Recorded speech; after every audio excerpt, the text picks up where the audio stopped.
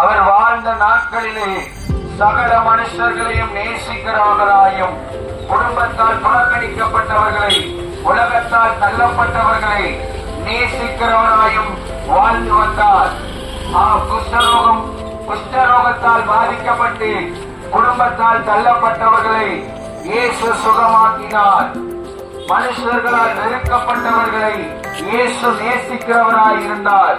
இன்றைக்கும் யாரும் என்னை நேசிக்கவில்லை, யாருடைய அன்பும் எனக்கு கிடைக்கவில்லை, நான் பெற்ற பிள்ளைகளின் அன்பு எனக்கு கிடைக்கவில்லை, என்னை பெற்ற தகப்பனின் அன்பு எனக்கு கிடைக்கவில்லை என்று சொல்லி நீங்கள் ஏங்கிக் கொண்டிருக்கலாம். இந்த நாளில் இயேசு உங்களை நேசிக்கிறார். இயேசு உங்களுக்கு சமாதானம் தருவார்.